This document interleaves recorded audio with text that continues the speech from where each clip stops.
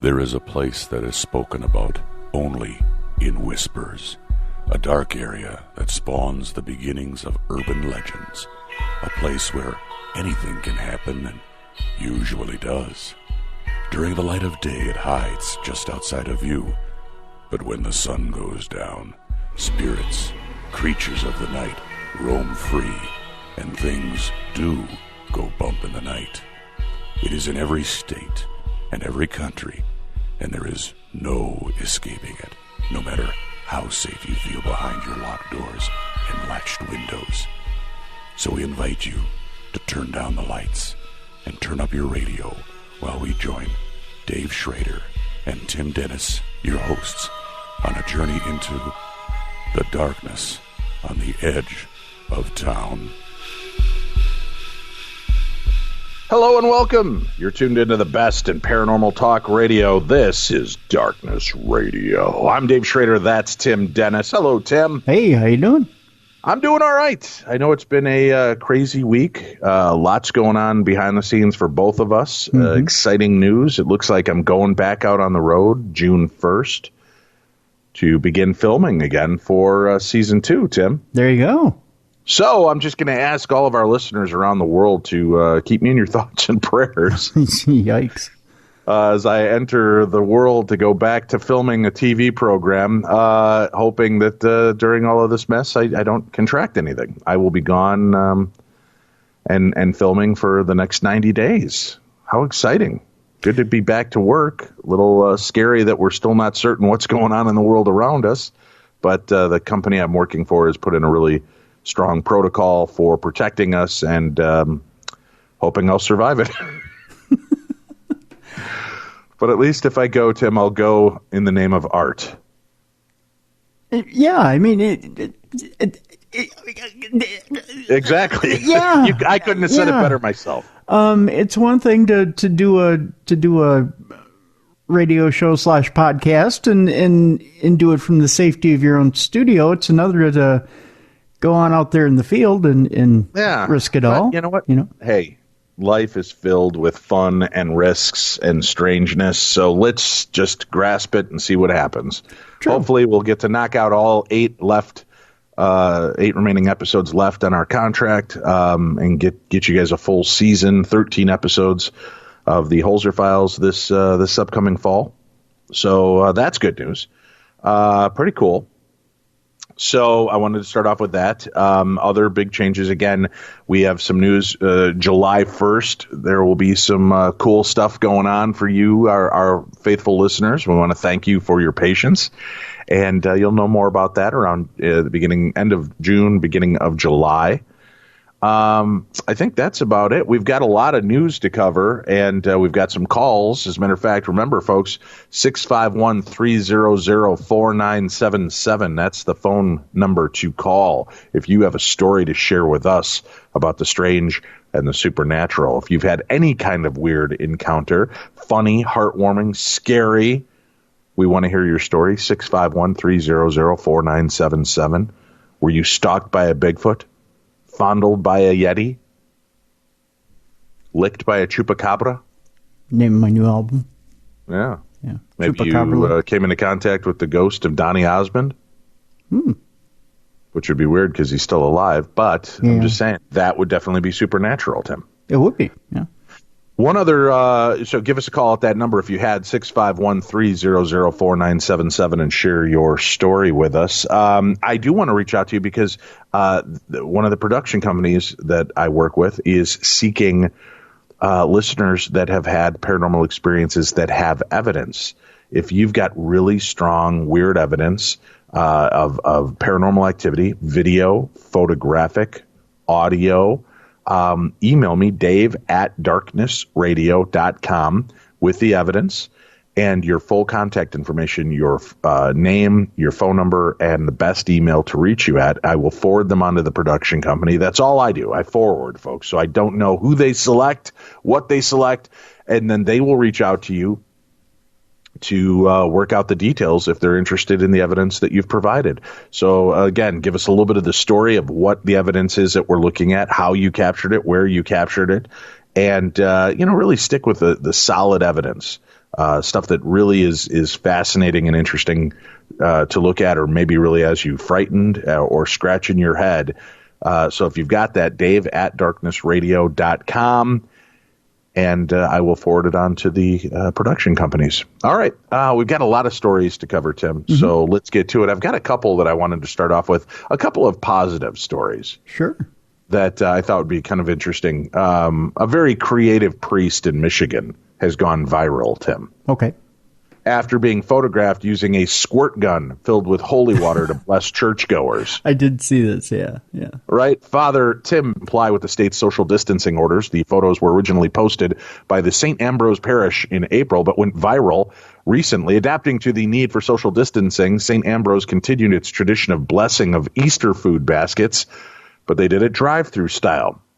They have Father Tim using a squirt gun full of holy water, the post from St. Ambrose Parish said, and it looks awesome, dude. This picture, first of all, just looks gangster. It does. I'm gonna copy this because he's got a mask up, he's got the gun out, and a car's driving by, and it almost looks like he's just gunning down the driver. But it's just a great concept, great image. Whoever took this photograph, it looks like it was from a drone or something. Somebody from a higher level is taking this picture. Maybe God, I don't know. But it's a great image. And then they'll pop open the back trunk and he'll step around the back and squirt the holy Easter baskets.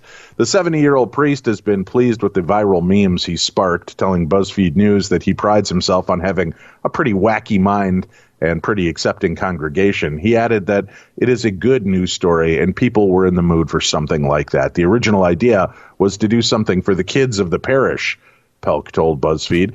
They were about ready to have an Easter unlike any of their past, so I thought, what can we still do that would observe all of the protocols for social distancing? Father Pelk didn't take the squirt gun lightly. He even consulted with an emergency room doctor in Detroit to make sure that it would be safe for him to do that. He said, not only is it safe, this is fun. And he came with his kids, Pelk said. He provided me with all the personal protection stuff that I needed. The sun was out. We had a nice turnout. It was a way of continuing an ancient custom, and people seemed to enjoy it. As far as the memes, Father Pelk said that they have been a fun way to provide people with a little optimism during this pandemic. I'm not objecting to that. The whole idea of combating evil is a good one, Pelk said. When Jesus dies, he doesn't just lay around doing nothing. He goes to hell and kicks the doors in. He wrestles with evil.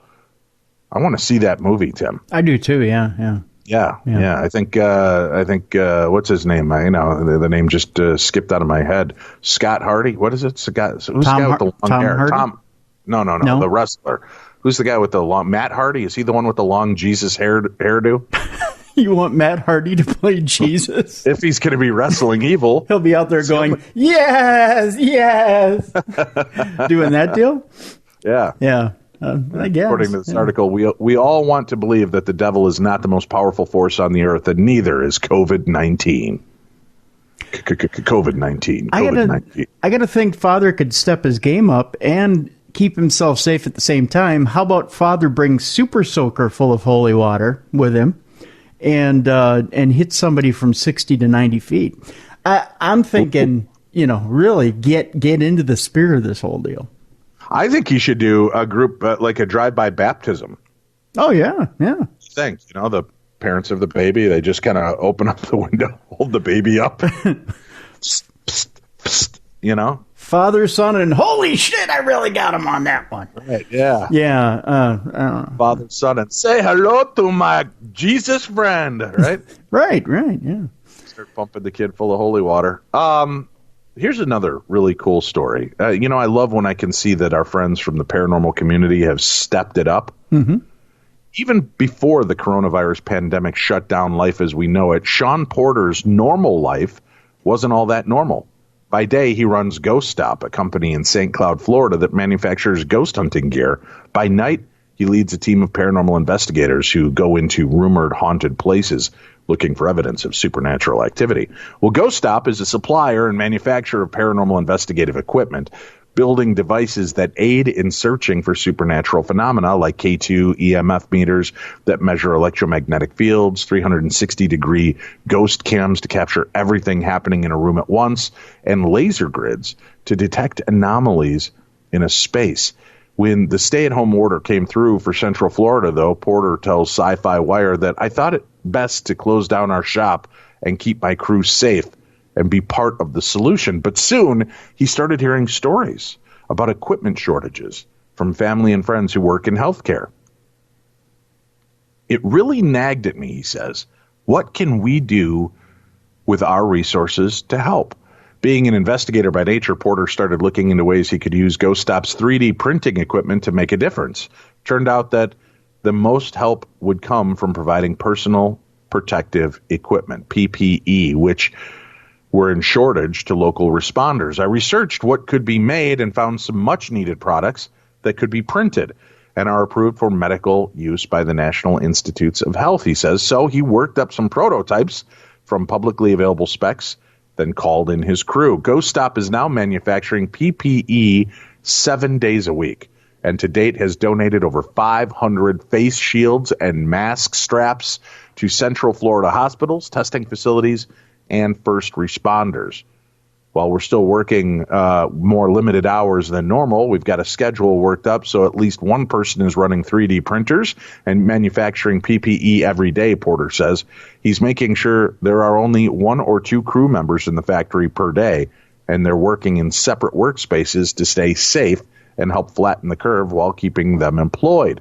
Porter also recently sent a box of PPE to a fellow ghost hunter who works as a first responder in King William, Virginia, who distributed the gear throughout his department and to first responders across the county.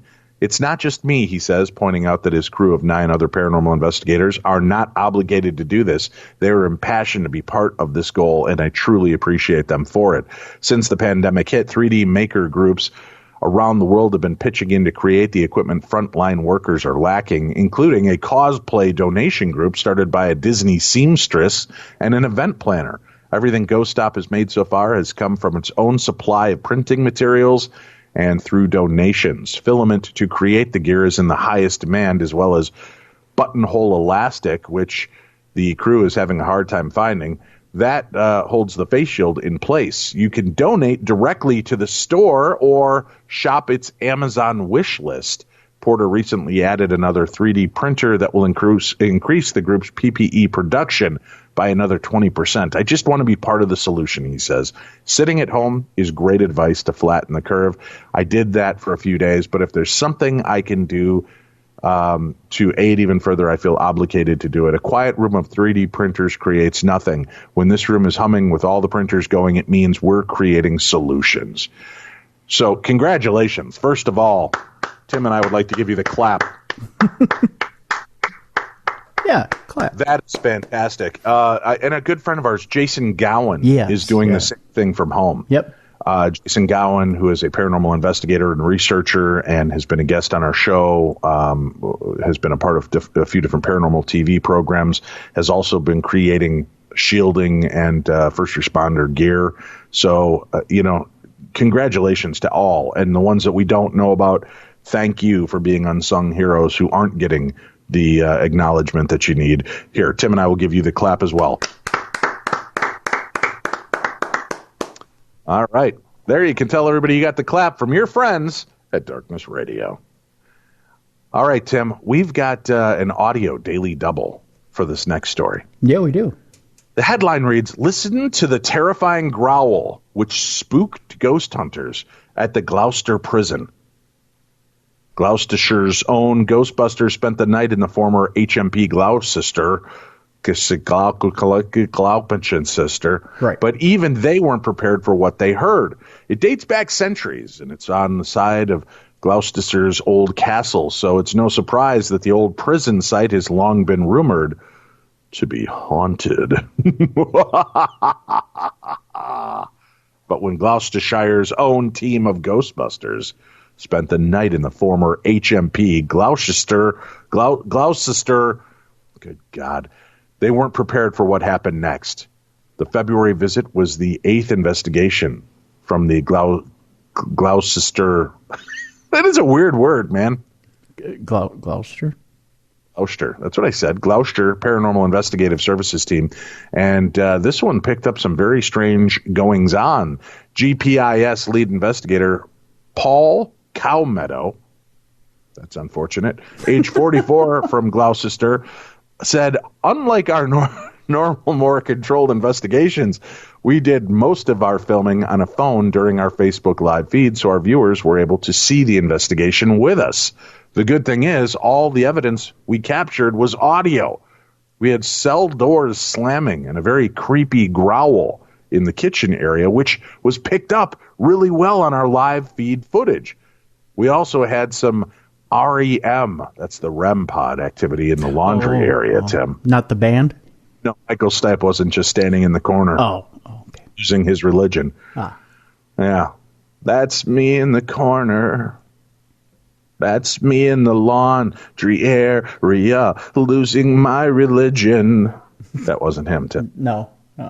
It's hard to fit all those words in that little bit of context. It is. The team had some technical difficulties during the investigation, but this is not too uncommon. GPIS lead investigator Ed Francis, 47 from Matson, said, during the investigation, we captured various forms of activity, which ranged from our equipment being activated and batteries being drained. But during our live feed broadcast, we had someone or something growl at us, and some of the viewers watching our live feed also heard it, which made us both spin around as we both heard it with our own ears.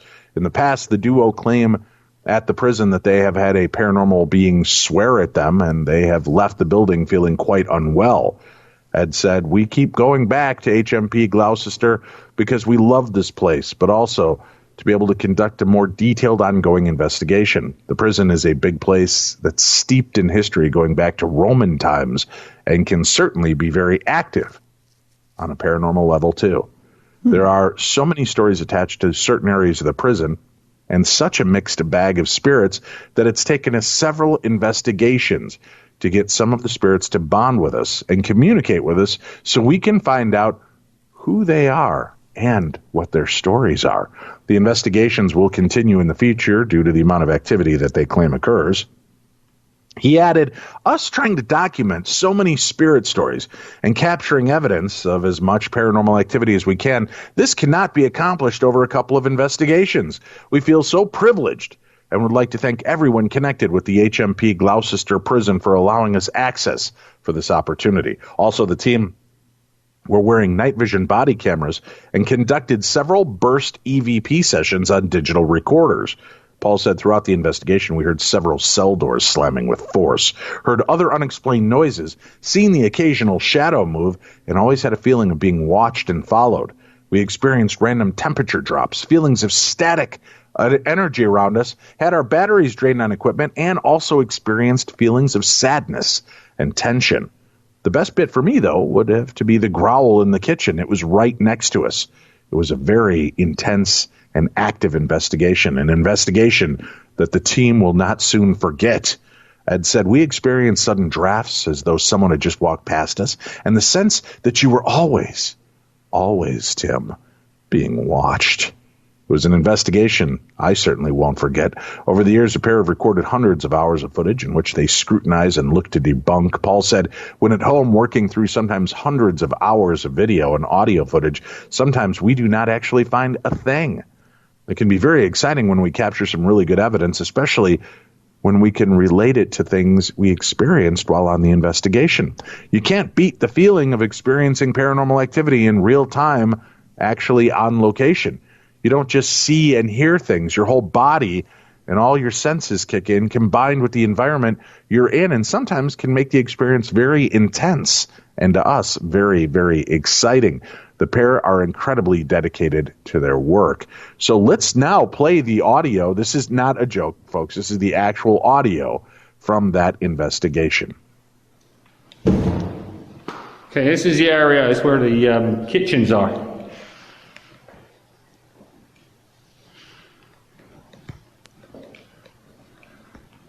Okay, we've gone a little off track. We were going to do the laundry area, but we seem to have found ourselves being drawn into here because of the sound that we heard.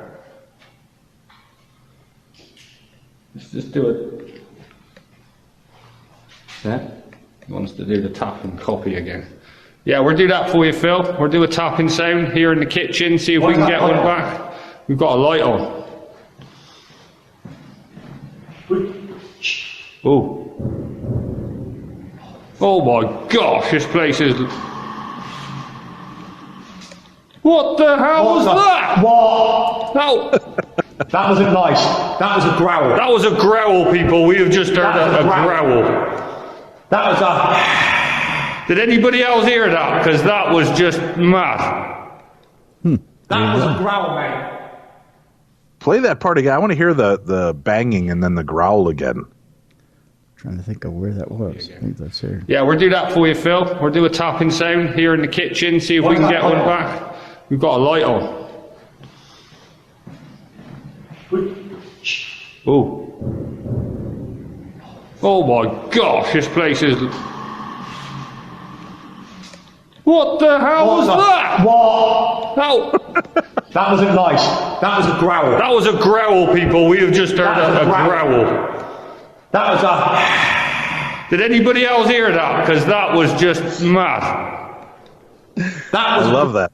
I love their reactions. Dude, what the hell was that? That was just mad. That was awesome. What a creepy moment. Awesome, though. Very cool. Speaking of creepy, cool moments, I know you've had some out there, folks, and we want to hear them.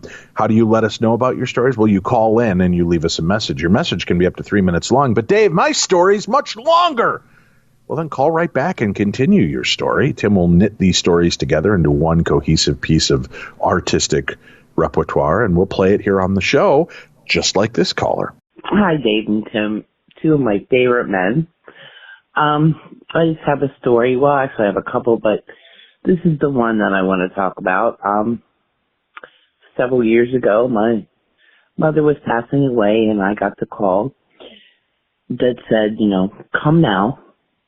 And my daughter and I got in the car, and we went over to my mother's home, and she was in a coma, and we waited, and it was several hours. Now, there are three things in my mother's life that she loved. She loved the Western Channel on TV. She loved the Game Show Network on TV, and she loved the History Channel on TV because she loved American Pickers, and she had a crush on Frank. Anyway, for some reason, my sister and I and my eldest daughter were sitting in the room with my mom, and we turned the TV on because they were having a American Pickers marathon or something. Anyway, we just had it on in the background because Mom always had the TV on. So several hours went by, and my daughter decided that she was going to change the channel. And she did. And my mother made a noise. We didn't think anything of it. My daughter put the remote back on the table. And the next thing we knew, American Pickers was back on. The channel changed by itself. Nobody was near the remote. Just dead. So we left it on. And then, it was several hours. This was a long process for her when she passed away. And in the middle of the night, my sister and I are sitting there, and we were dozing off. And next thing we knew, there's John Wayne on the Western Channel. Again, no one was near it. My daughter decided that she had to get home to her kids, and so before she left, she told my mom, or she asked her, Mom, is Grandpa with you? And the next thing you know, I swear, Dave, the TV changed to the sports network, which was the only thing my father watched. My daughter hightailed it out of there because this is the third time the channel changed. In the end, my mom passed away. The hospice worker was doing what she needed to do to get the body ready for the undertaker. And she was in the room, and the TV was still on, and she said, oh, because she had been with Mom, she said, oh, Barbie, I'm so sad that you're gone, and, we'll miss you. And the next thing you know, the Game Show Network came on.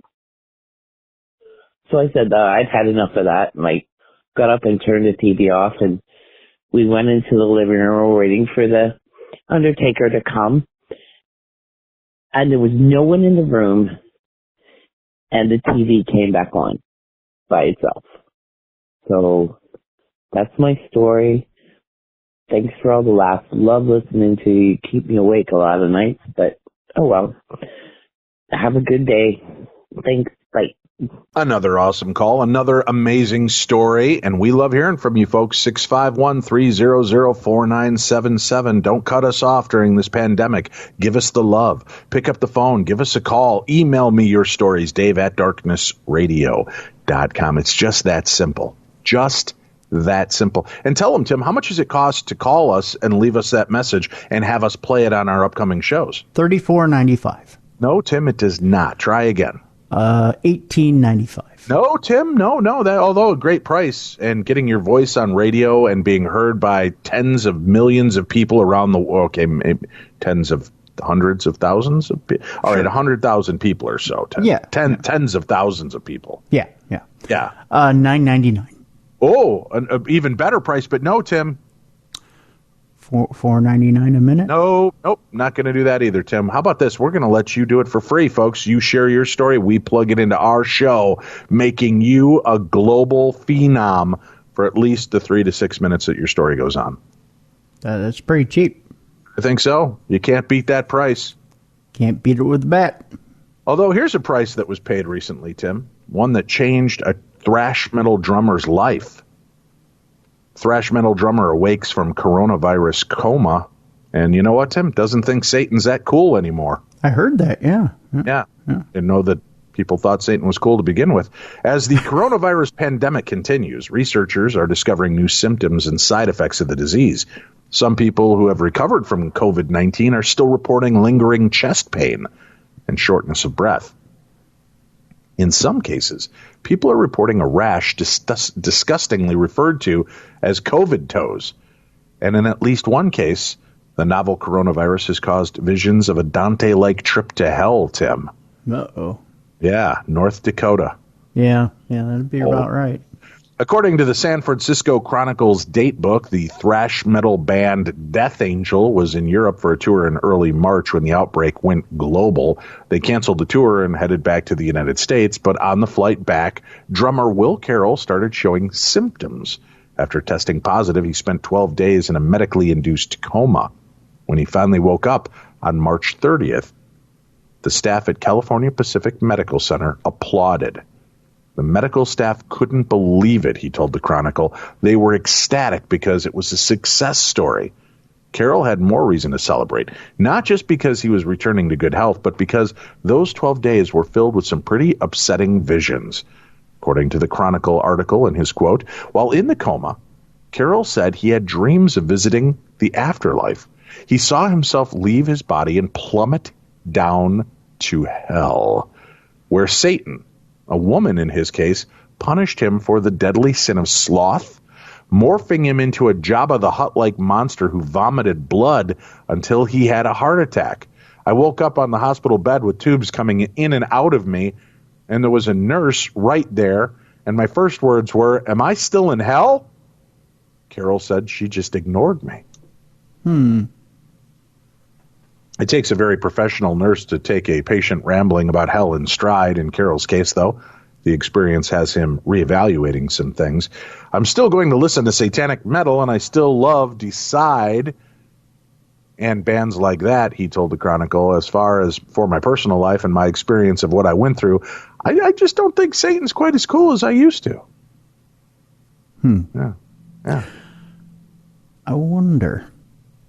A female entity, Satan, right, who turns you into a Jabba the Hutt until you vomit blood, until you die of a heart attack in hell. Well, here's the thing. Now, with COVID, it's been reported that now that there are heart issues going on with it as well. So he was having a heart attack in the afterlife experience, or what some people may argue might have been a fever dream or whatever it was he had. I wonder if he's going to have issues with clots or heart issues afterwards as part of this COVID experience. Why aren't you a little ray of sunshine? I'm just saying, maybe it's a foreshadowing. Foreshadowing. Yeah. Oh, big words too, Tim. Yeah. Hey, we can't avoid it. We keep trying, folks, but the COVID stories keep coming. We couldn't have passed that story up. It covered COVID. Here's another one. People stuck in haunted homes during quarantine report a rise in spooky happenings. Coronavirus is spooky enough, Tim, but try living through the lockdown in a house that's haunted. The unlucky residents of homes believed to have ghosts and ghouls rattling around say they have no way to keep themselves socially distant from the spirit world, Tim. That's a good problem to consider. Yeah. Right? I mean, how do you stay 6 feet away, please. You have those little like spots on the floor like they do at the grocery store. Keep the ghost 6 feet away at all times. Well, that's why you get the squirt gun full of holy water. Oh, I like that. Yeah. Some people have been subjected to an extra dose of paranormal activity during the coronavirus quarantine. Believers say they're experiencing everything from books flying off of shelves to creepy, cold brushes of air and pets behaving strangely. The more I'm stuck in this house, the more there's a feeling, said Kurt Schleichlecker, 56, of Tampa, Florida, who has been forced to stay home during coronavirus in the notorious house where killer Victor Licata slaughtered his parents, 3 siblings, and the family pooch back in 1933. You notice all of these weird supernatural things when you normally wouldn't. And there's so much time to think about how scary they are. Schleichlecker told the Post he's been trying to share the home peacefully with its spectral occupants amid the lockdown. I guess you could say I'm getting to know my roommates, he said. They left this earth in a stressful way. They were murdered while they slept, and their time cut short. So I understand where they're coming from. Schleichlecker, who bought the abode because he was a non-believer, now says he may have been dead wrong in his theory that ghosts do not exist. My dog, a boxer, has been sitting in the bedroom where the mother was murdered and barking at the wall for no reason. It's not in his nature, he said. In the bathroom, you can feel a coldness come over you, a cold brush of something walking by. Just wondering if you have a square to spare, I guess. I really feel bad for the dog, too. I mean, the dog's out of work as well. Yeah. In Los Angeles, Adrian Gomez has been dealing with ghosts during the city's lockdown. He recently heard a doorknob in his home rattling vigorously and saw a window shaking so hard he thought it was an earthquake, making him think the house was haunted while stuck in quarantine, according to the New York Times. I'm a fairly rational person. I don't know why I said it in that Andy Rooney-like voice, Tim. Did you ever notice? More curly to me, but... Yeah, oh, was it? Yeah. Hey, I'm a fairly rational person. Well, Mr. Gomez, 26, told the paper, I try to think, what are the reasonable, tangible things that could be causing this? But when I don't have those answers, I start to think, maybe, just maybe, something else is going on. Others have reported hearing disembodied voices, seeing shadowy figures, and seemingly possessed electronics, the outlet reported. In Indonesia, an official has begun punishing quarantine violators by locking them in abandoned homes that are believed to be haunted, according to the AFP. Yeah, you know me, Tim. If there's an empty and haunted house in the village, put people in there and lock them up, said Kusinindar Onantang Yini Sakatawati, head of the Srang Regency. But you can't say that twice. Kazindar Ungtang Uni Sakadawati, head of the Sarang Regency. Mm-hmm. Huh? Mm-hmm. Huh? Mm-hmm. How about that? Mm-hmm. Fluent. It's like I speak that language. In the middle of the night, books recently flew off his shelf, which a visiting ghost hunter blamed on 2 children ghosts living in his closet, he said. It's particularly challenging during quarantine because I can't have anyone else here with me for comfort, he said. When you're alone, it's even more frightening, he said. This is ridiculous. But I sleep with a golf club and the living room light on. So do you want to get in a quick round with the ghosts? Never know when you need to play through, Dave. Oh, is that it? Yeah, you never know. Huh. Yeah. So I will say this about that. You know, I bought this house back in October. And we came from a pretty haunted house that I was renting for a while, right? Mm-hmm. Mm-hmm. We haven't had any experiences here until just recently. So, my kids have been going a little batty, so they'll go out and they'll go biking around the block, right? Mm-hmm. That kind of keeps their energy levels up, gets them out of the house, getting some of this Minnesota fresh air in between rainstorms. Right. And my daughter, Ripley, is on the stairs. My son, Max, just a little bit more above him. And we're getting ready for dinner or something. And I ask a question, and I hear my daughter, Pacey, from even higher up on the stairs respond. And then I make a comment, and I'm like, well, tell Pacey, damn it, where'd your sister go? And they're like, well, she's not here, Dad. She's out riding the bike. And I said, well, didn't you guys just hear her respond when I asked that question?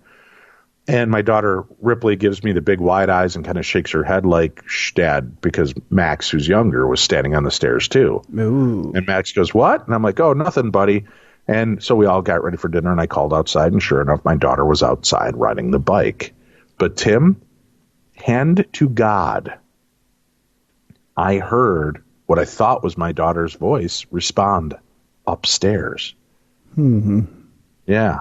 Now, I'm not saying, Tim, but I am saying that I've been inside a lot in a long, long period of time. Right. I could be going insane. Mm-hmm. I have been working on my book, which should be published later this year. And after reviewing 82 pages that all say all work and no play makes Dave a dull boy, I am starting to question my own sanity. Going to be an interesting book. Yeah. I just, I figure people can interpret it however they're most comfortable, Tim. Yeah. Mm-hmm. Mm-hmm. Yeah. Since we just talked about haunted quarantines, Tim, how about a cursed town so evil that locals won't even say its name, Tim? Its name is Tim? No, I'm saying that Tim, they won't even mention the town's name and its terrifying way that it manifests in visitors to the town. Colabraro in southern Italy looks like the perfect holiday destination. But it hides a chilling secret, Tim. So horrifying, locals will only refer to the town as the village with no name.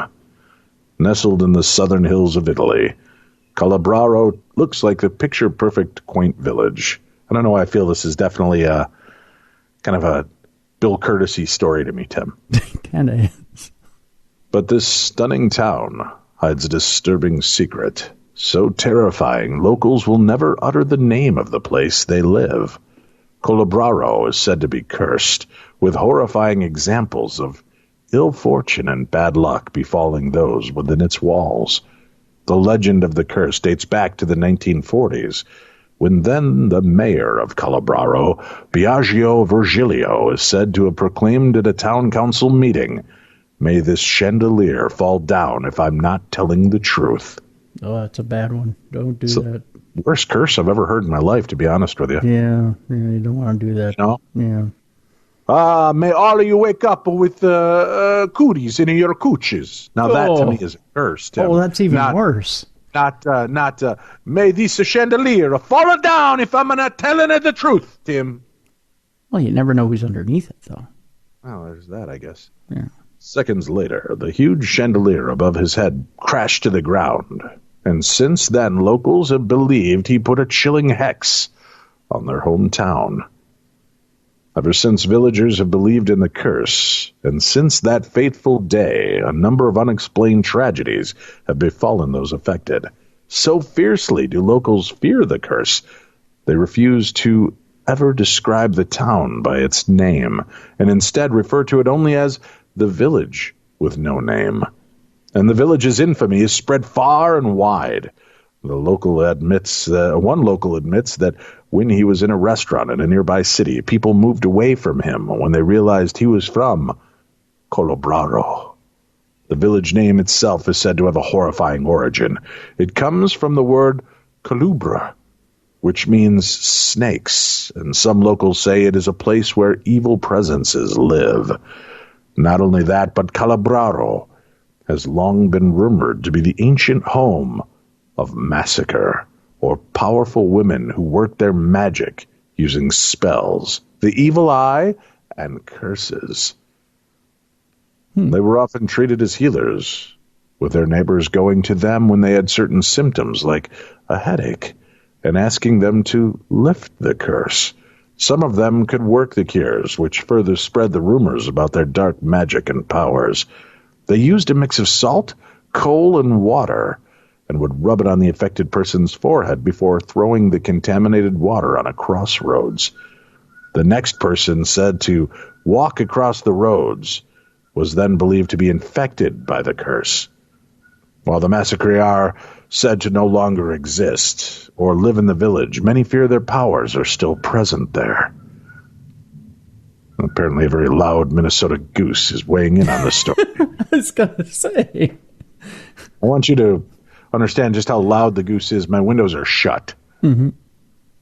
And it is like he is angrily standing outside, shaking his furry fist in righteous indignation.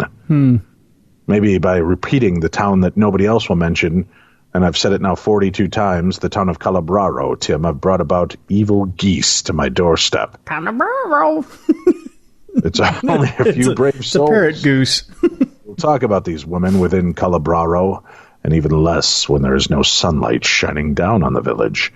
There are also stories of strange things happening to those in the village, which seem to be impossible to be explained by medicine or magic. There are unconfirmed reports of babies being born with 2 hearts or 3 lungs. Freakish landslides and bizarre car accidents are said to plague Calabraro. Everyone. Only visitors to the village are believed to be prone to suffering the terrible consequences of Calabraro's bad luck. Local Elena Di Napoli said, "Of course, considering my ancestry, I'm immune to the jinx. These spooky things only happen to people who come here for the first time in their lives and who believe in the omen." Others dismiss the curses as nothing but hocus and or pocus nonsense and insist the chandelier fell at Biagio Virgilio's words because it was badly fitted. Or was it? Local Matteo told the BBC, "Don Biagio Virgilio. Of course, I do remember him. The misfortune. Folks made it up. He didn't bring a bad luck. When something happens to some outsider with their cars, maybe they get stranded or a flat tire or the engine, she breaks it down, they wanted to blame it on the village." However, that doesn't stop the residents of Calabraro capitalizing on the rumors of the curse. Every year they hold a street show to celebrate the hometown's spooky history, and in August visitors flock to Calabraro to see the show featuring witches, massacre, and werewolves. Although, just to be on the safe side, everyone who doesn't call Calabraro home is given a special amulet to protect them from the curse. Here you go. It's a nice Tony Bennett amulet. We had it made when he did a big show here in 1978. Oh. Yeah. Wow. How about them apples? When you do that audio clip there, it kind of sounds like the Undertaker from the first Godfather movie. Does it? A little bit, yeah. A little bit. Yeah. See, I am capable of more than just Rolf the dog, Tim. Hey, this is the Rolf the dog. All right, we've got another phone call to take, 651-300-4977. That's the number to call if you'd like to share one of your strange personality disorders. One of your strange paranormal encounters, or perhaps one of your own strange personality disorders, whichever you feel more apt to share with us. We want to hear from you, 651-300-4977, just like this caller. Hey, Dave and Tim and Dave. Quarantine, so I thought I'd tell you this story. I was out in Chester County, Pennsylvania. I don't know if you know much about that, but there's old houses there. Houses that date back, pre-Revolutionary War. So I was visiting some friends who were house sitting. This was around Christmas, and they were house sitting for an older couple. And normal evening, nice house. And we were prepared to go to bed, and I didn't realize, but I was in an annex of the house that had been built, a more modern annex to an older house. And I didn't really think about it, but when we went to bed, so they said, come this way, and they opened the door, and so now we left the modern part of the house to go into a very, very old house, I mean, easily around the time of the Revolution. And as I put my foot over the sill, I stopped dead, and I said, this house is haunted. And I just knew it. I just knew it. And I had never done anything like that before. I guess I'd never been in a haunted house before. My mother always insisted the house we grew up in was haunted, and I always said, this house is not haunted. And I just could not move. I just said, this house is haunted. And I just blurted it out. And my friend, who was house sitting, said, oh, yeah, it is haunted. This is the old part of the house. It's really old, and it is haunted, and I didn't want to tell you because I thought you wouldn't come and spend the night. And I'm like, no, I'm not scared. I'm just saying.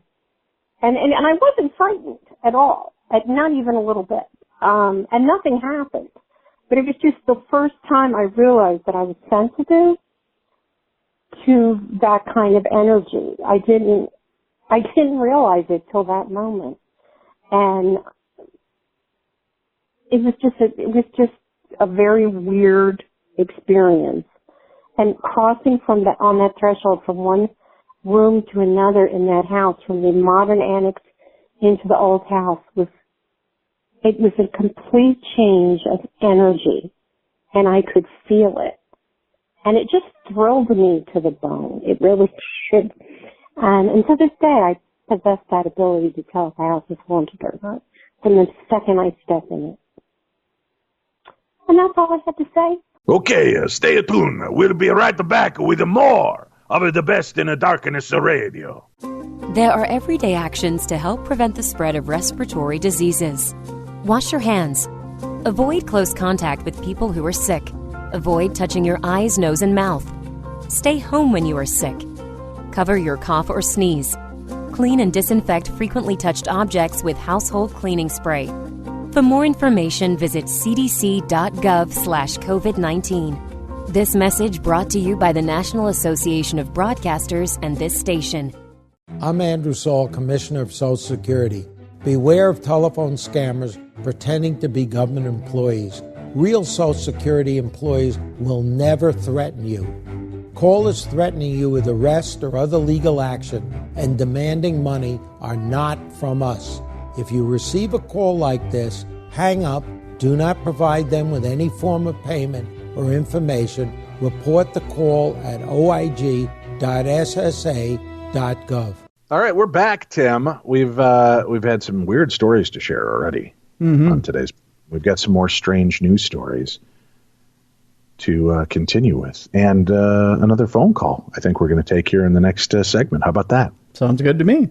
This is the best in paranormal talk radio. This is Darkness Radio. I'm Dave Schrader. That's Tim Dennis. And again, I will tell you, my faithful listeners, that production company I'm working with is looking for really weird, unusual, paranormal evidence. Many of you have sent me videos, photographs, audio. If you have some that you would like to share and have examined on an upcoming TV program, you can email me, dave@darknessradio.com. Include your name, your phone number, a brief story, and the evidence that you have to share. I will pass it on to the production company. They will be in touch with you if it is something they would like to use. So just email me, dave@darknessradio.com. That's dave@darknessradio.com. Our next story, Tim, is an actor-related story. Christopher Maloney. Oh, yeah. You know him, Christopher Maloney, Tim. Yeah, Law and Order. Yeah, Law and Order. I think he was also Casey Jones in the original Teenage Mutant Ninja Turtle movies. Mm-hmm. Was he? I'm sure. I'm just going along with you. All right. Yeah. Anyway, Christopher Maloney I'm not sure. Let me check here. Hey, Echo. Was Christopher Maloney in the original Teenage Mutant Ninja Turtle movies? Here's something I found on the web. According to .com, popular in movies, comics, TV, and video games, the Teenage Mutant Ninja Turtles are. That was very Yoda. Did you hear that? It was, yeah. Yeah. Yeah, very popular in comics and cartoons and video games. Teenage Mutant Ninja Turtles are. Heroes in a Half Show. Yeah. Turtle power. Yeah, I don't. Now I've got to look, Tim. I'm one of those guys that's going to drive myself crazy. Yeah. I don't check if Christopher. I can't think of. It's probably not him. It's probably that other guy. I'm pretty sure it's not Christopher Maloney. Come to think of it, no, but I can't think of that other guy's name. Was Christopher Maloney in Teenage Mutant Ninja Turtles? Here are matches for Teenage Mutant Ninja Turtles. Yeah, they're Teenage Mutant Ninja Turtles. They're very covert about the whole thing. Teenage Mutant Ninja Turtles. Out of the Shadows. Rise of the Teenage Mutant Ninja Turtles. Batman vs. Teenage Mutant Ninja Turtles. Wow, she noticed that. Now she's going into like. Ninja Turtles. Yeah, we don't. Shut her down. Yeah. Shut her down. She's just chatty today. She's crazy. What is up with that? I don't know. She's pulling up everything for Teenage Mutant Ninja Turtles. She just wants to talk today. I've been ignoring her. So, is that it? I think being home, you'd have talked to her more, spent more time chit-chatting with her. No, I'm a little paranoid of her right now. Are you really? Yeah. To me. Her in the room. I can't. Yeah. I'm flipping through the old IMDb. Mm-hmm. He was a voice in the Dinosaurs TV episodes. He played Spike for 11 episodes. Oh. But I'm not seeing any connection here to the Turtles. Yeah. I can't. I can think of what the other guy. You know what? The other guy looks exactly nothing like Christopher Maloney. That's it.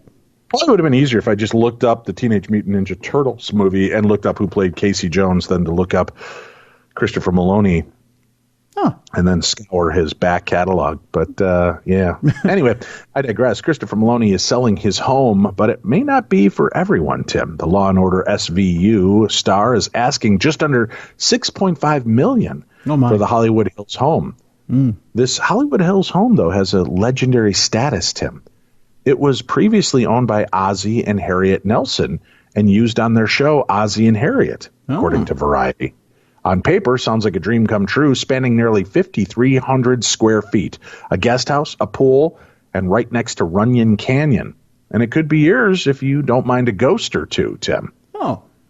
See, in 1975, Ozzie Nelson died in the master bedroom. And since then, the home has changed hands many times, with most owners complaining of paranormal activity, including slamming and opening of doors or bed sheets flying around at night. If I recall, this is not the first time we've encountered Ozzie Nelson's ghost, Tim, on Darkness Radio. I believe we've read stories about his home being haunted, and he would snuggle up to women in their beds. Oh, yeah. Ghost Ozzie. Yeah. Yeah. We're not talking Ozzy Osbourne. No. This is Ozzie Nelson, the band leader. Right. Father of Rick and David Nelson. Mm-hmm. Yeah. Mm-hmm. Real estate agent Billy Rose told the Los Angeles Times that he sold the home 3 times and each owner would complain of the home being haunted.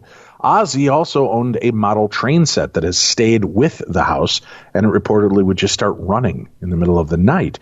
A child saw children playing in the yard and asked to join them, Rose recounted, but there was no one at the home. I would always make a disclosure that there was a legend that the house was haunted. The owner first hired paranormal investigators to make sure their purchase would be agreeable to the resident ghosts. Apparently, the ghosts agreed with the purchase, Tim. Huh. Ozzy. It's all fun and games till you realize that the ghost is real. Yeah. That's what I'm finding out. Here's a weird story. This footage I've seen is pretty cool. I'm gonna include the link for the story on today's program, Tim, so people can go see this, because it's a freaky moment when a chair seems to just implode on itself in an abandoned World War house in Rotherham. You ready for this story? I'm ready. A group of paranormal investigators from South Yorkshire have captured the moment a chair appeared to explode as they explored an abandoned house in Rotherham. Cole James and his partner, Cindy and Gareth, visited the World War house behind Rotherham Hospital on the February 22nd this year to live stream themselves investigating the house. Cole said the house was made into two separate flats, one above and one below. There was a false wall that had a hole in it, giving us access to both upstairs and downstairs. We didn't get much activity, if any at all, upstairs until we thought we would try a room downstairs, which drew us all towards it to do most of the investigation. Cole said he and his team decided to put a pink teddy bear on an old chair that they found in the room, which was around the time that they captured the footage. As we're all calling out to the spirits, to our complete shock, the chair simply explodes with the bear on it. The bear lit up, but stayed in place while the chair back blew off along with a big bang, Cole said. He said the team tried everything to recreate it, but no one could make it happen again. Cole said, we couldn't recreate it at all. This left us very spooked, and we both caught it from different angles of the room, showing where we were at the time of the incident. We weren't sure if we had caught it on camera until the Facebook Live ended, and we both looked back on our footage, and to our absolute amazement, we caught it, and everyone is accounted for. Cole said that the footage went wild, and their Facebook viewers couldn't believe what they'd seen. Now, they've asked Cole and the team to return to that house. He said, when we leave the location, we sit and review the footage for about an hour. Shaken up, and we can't debunk what it could actually be. We will return to the location and see if we can capture the same evidence again. We haven't returned yet, but we are hoping to in the future. It is really scary considering the World War house is near enough on its own in the middle of the woods, Tim. The house in the middle of the woods. It's weird because you see this chair, you see the teddy bear on it, this kind of flash, all of a sudden the whole back just kind of caves in and this wisp of smoke or a ghost flies over it. I don't know what the hell I'm looking at, but it's pretty weird. So I will include that link on today's program. That's just the way I am, Tim. I'm a giver. All right. I don't doubt that at all. Do you, Tim? Do you doubt it? I don't doubt it at all. That's what I'm saying. I don't. Tim, during this lockdown crisis, I know you're getting bored at home. I found a little place to send you for just a little vacation, Tim. Oh, yeah? It's a historic house in Lafayette, Louisiana, and it's being given away. But even though it's free, there is a catch, Tim. But I figured, what's a catch to my buddy Tim Dennis? Yeah. Not only do owners have to move it, but it also comes with a very haunted history, Tim. You see, when realtor Sylvia McLean posted about the free house on her Facebook page, former residents and locals took to the comments to share supernatural horror stories. Free house to be moved, McLean posted on March 2nd. You may recognize this iconic home that is located on Verrat School Road. It's the old Vincent Vallo Grand View Nursery home, built in the late 1920s, early 30s.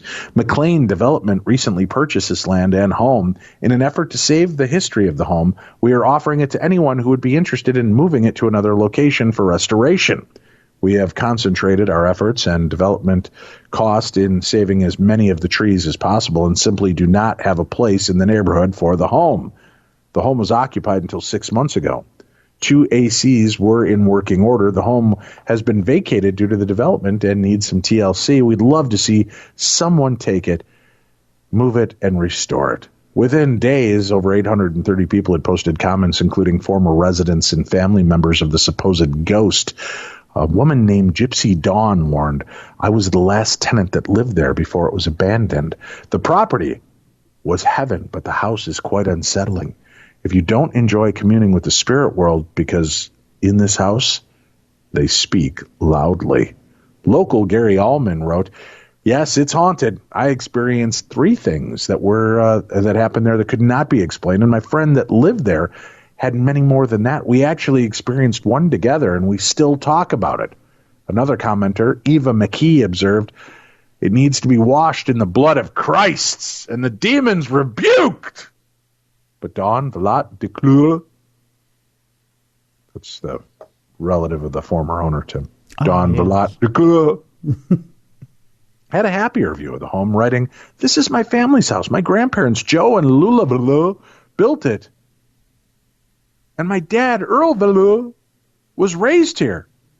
It is a finely built old house and still has wonderful woodwork inside. Our hope and prayers is that someone appreciates this great 1930 architecture and will move it and restore it. One added benefit is that it is inhabited by the spirit of my great-grandmother, Alida Vincent.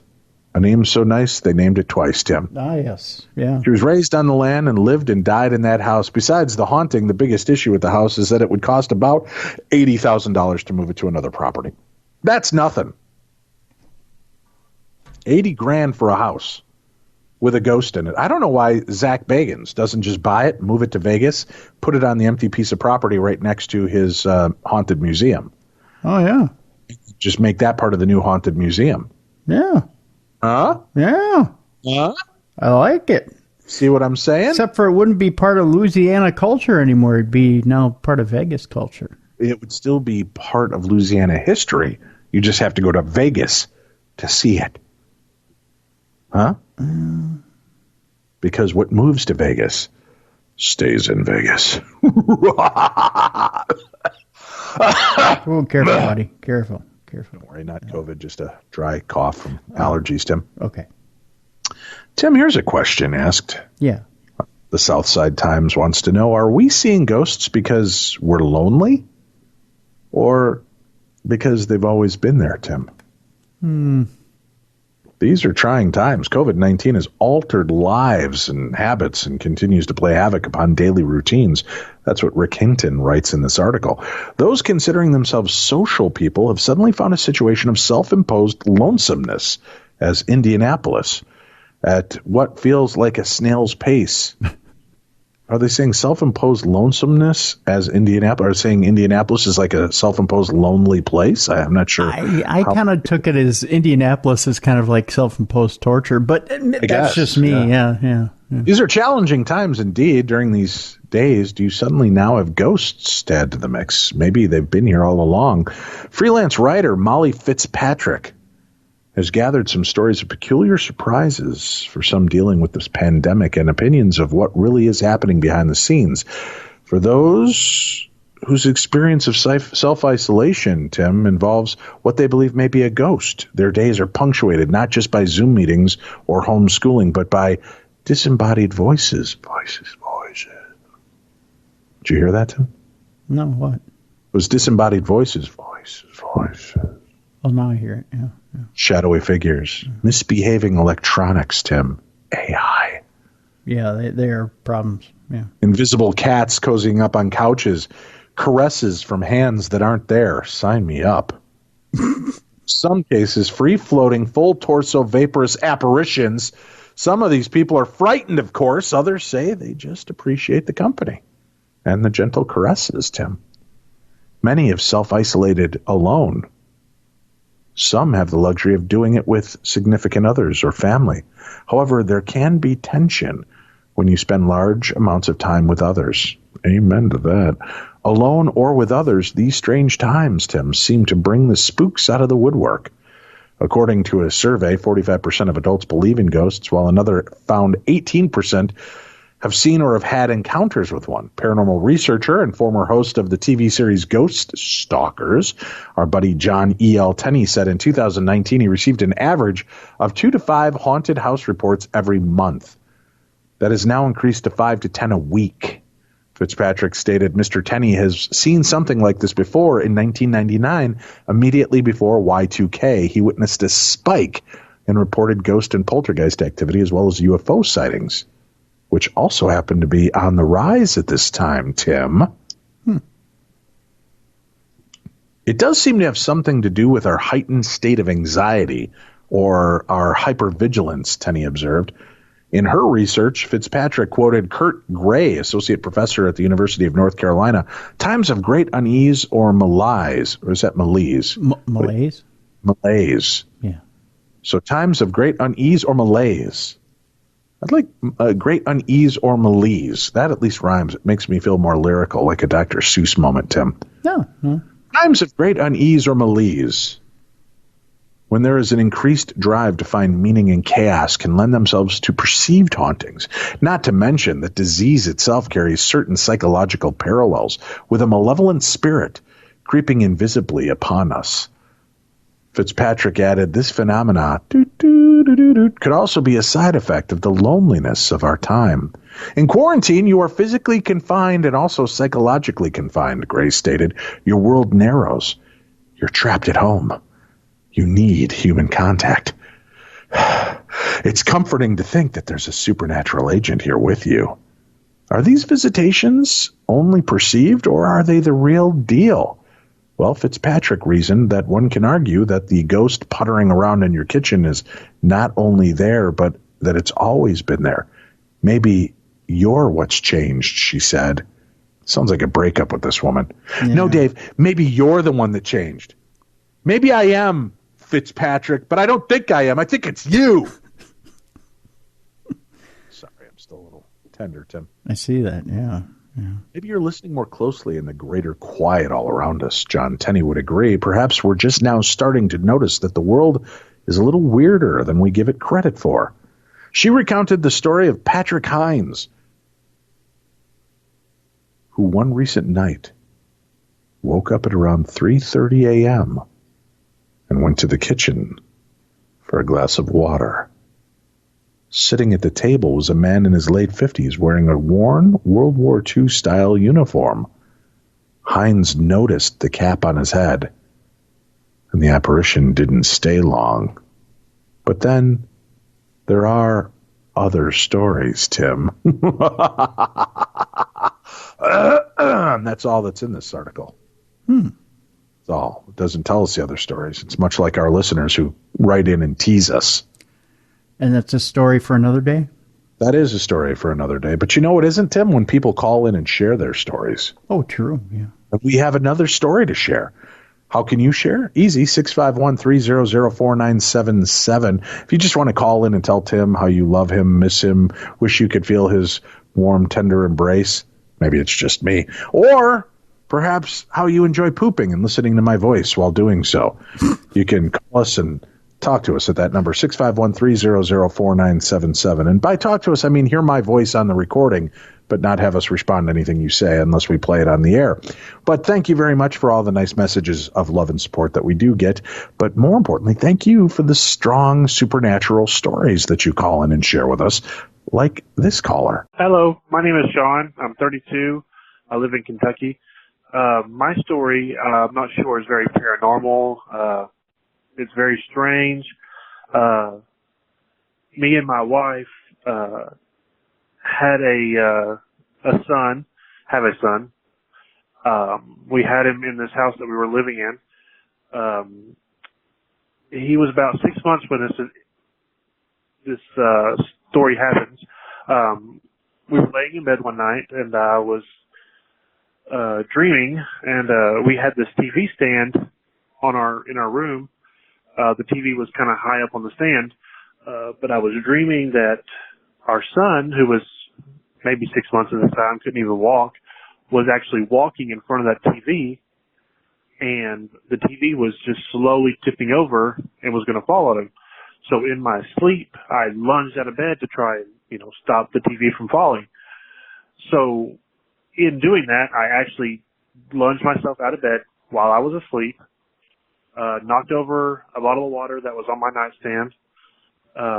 My wife was like, "What in the world is going on?" I told her, I said, I had a dream that our son was walking in front of the TV and it was falling on him. And she's like, "Oh, well, that's weird." And I was like, so I'm drying up the water that I spilled.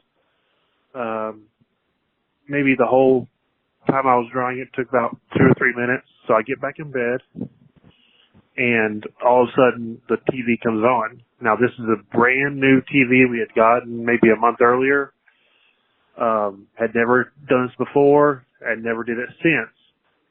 So I whispered to her, I was like, "I think that TV just came on by itself." And she's like, "No, we must have hit the remote.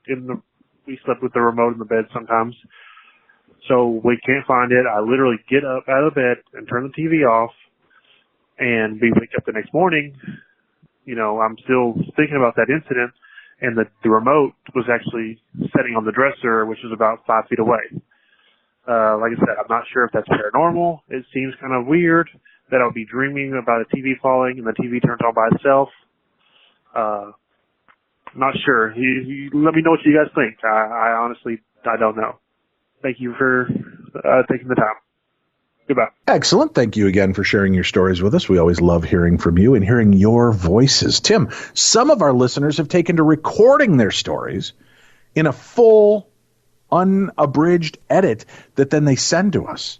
And we're going to play some of those stories next week on the program. How about that? Sounds good to me. Pretty cool? Yep. All right, Tim, as we wrap up today's program, we're going to do a nightmare of mine and then 2 stories for you, Tim, because I love you and I like to share. Okay. This story is probably the story that has appeared most this week on my pages. Most emails sent in to me. The headline reads, "Footage captures bizarre moment. A corpse appears to wave from within inside the coffin." Have you seen this footage, Tim? I have not, no. All right. Let me send this over to you whilst we talk, Tim. All right. So that you can see this and weigh in. Now, the lovely Winifred, my wife, looked at it and she had an idea, and I'll let you hear her idea once I read the story, and then we can discuss it. But I just sent you the link so you could take a peek at it. Footage captures bizarre moment. A corpse appears to wave with inside a coffin. Footage filmed during a funeral caught the bizarre moment. The corpse appears to wave from inside. The clip, which was filmed in Manado, Indonesia, shows people gathered around the grave while a priest reads prayers aloud. The priest can be heard saying in the video, "God has said in the book of John, I am the resurrection and the life. Whosoever believes in me, he will live even though he is dead." Which is eerie considering what happens next. While whoever is, for some reason, filming the funeral zooms in to the glass panel on top of the coffin, you see movement happen within. The incident was filmed on the 5th of May and has been suggested by some that the body was attempting to wave to get the attention of the onlookers. However, the most likely explanation is that the corpse was moving due to changes that happen in the body after death. I don't think so. A study from 2019 found that human bodies can move after death. Researchers from Central Queensland University in Australia, who were studying the process of decomposition, found that without external assistance, human remains can change their position. Researcher Alison Wilson told ABC, "What we found was that the arms were significantly moving, so that arms that started off down beside the body ended up out to the side of the body. We think that the movements relate to the process of decomposition as the body mummifies and the ligaments dry out. The knowledge could be significant in unexplained death investigations." Dr. Xanthi Mallet, a lecturer at the University of Newcastle who supervised the study, added that the finding is significant as a murder victim's body would not essentially or necessarily be in the same position it died in. He said, "What isn't known is that the body moves as part of the decomposition process, and it's the first time that it's been captured as far as I know. It was found that corpses continue to move for more than a year after death." After a time-lapse camera took overhead images of a corpse for 17 months, it noted that the body continued to move during the entire decomposition. Now, have you seen the footage, Tim? Yeah. That doesn't look like just an arm moving. It looks like something waving. That mofo's alive. Isn't that creepy? Open it up. Open it, right? Because all of a sudden you just see the hand, and it's kind of like it swings up by the glass and waves. Now, Winifred said, well, maybe it's somebody above, and their hand is moving, and it's being reflected in that glass, which was a great point until they back up and you see how far away from the hole all the people are. Yeah, yeah. But then when you look at it, you could tell from the shading and the shadowing that the hand is inside, because where the thumb appears to be is lit up and everything behind it is darker. Right. I don't know, man. I call shenanigans. I'm looking at the footage again right now. You would think that movement from decomposition would be slower than that. Right. Much slower. Yeah. Hey, guys. Yeah. Gals. Hey, everybody. I'm going to include this link in today's program as well. So for those of you listening to today's show, you can click on the 2 news links and you'll see the freaky moment the chair explodes and the footage of the waving corpse. What's weird is people are looking down at it. Yeah. How are they not freaking the flip out? I have no idea. What's really weird is that they're all wearing masks, but they all have them down around their chin.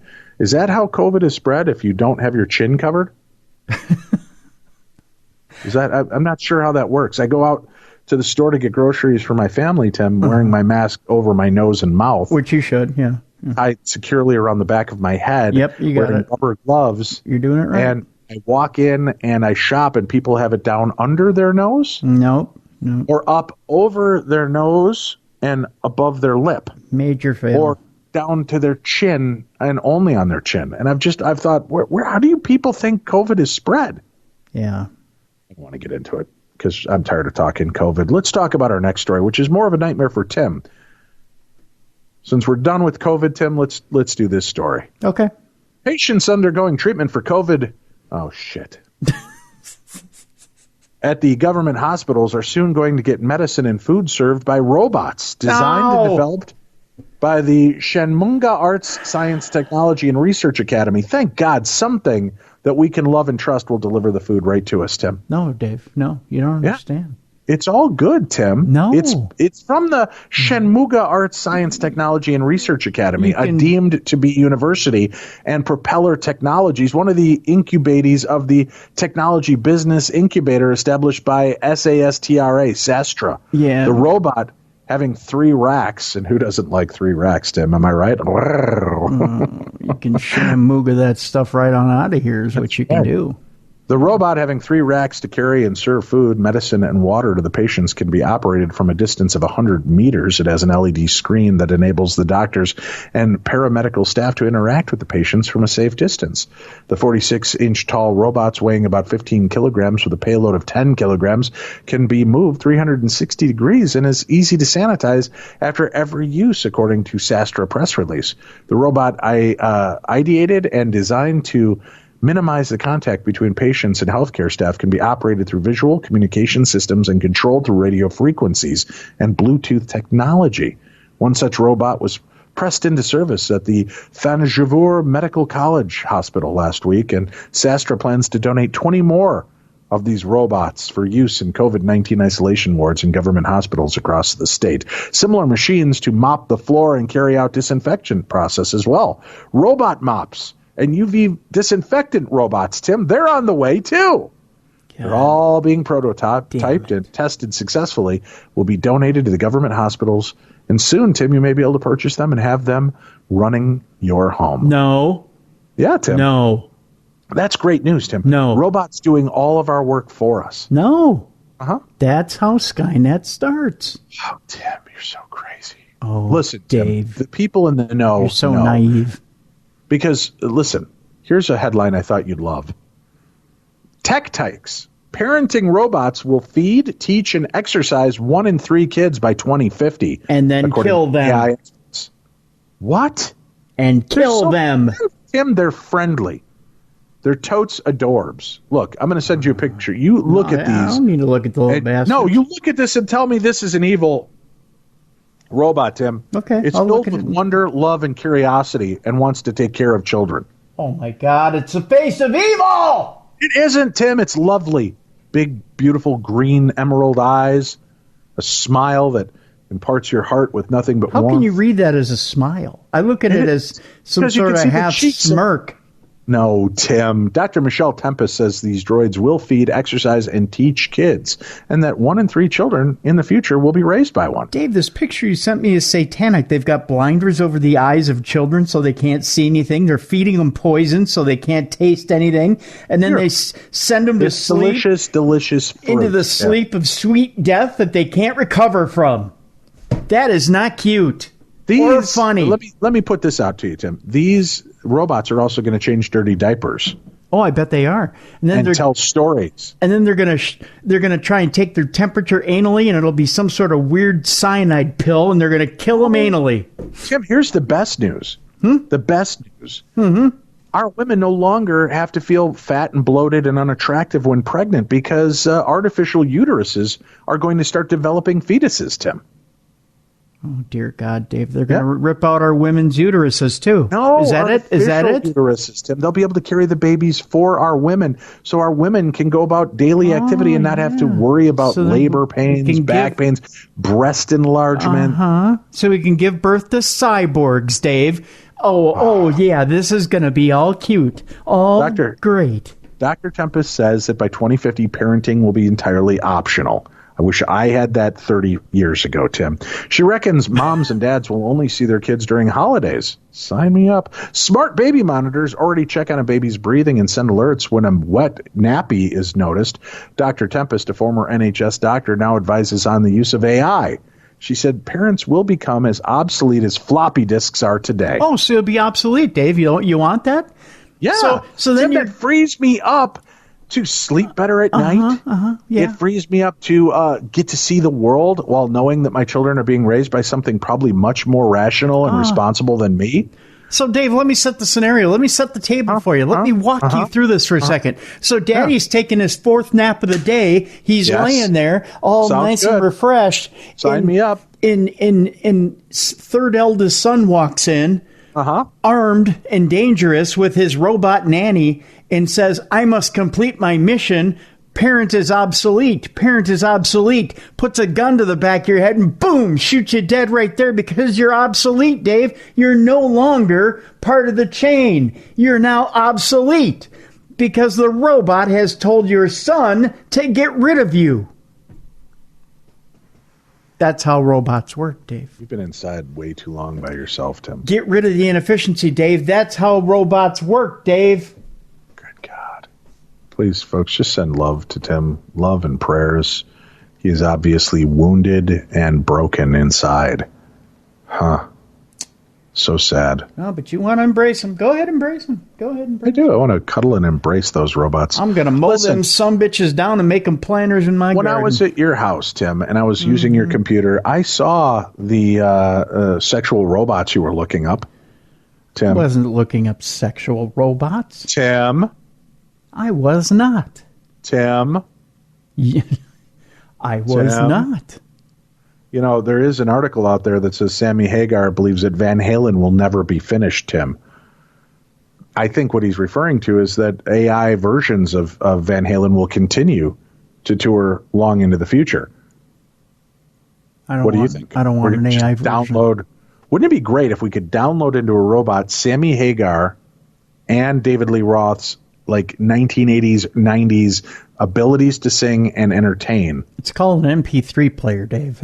No. I'm live on stage, and you could watch the robot jump. Might as well jump, Tim.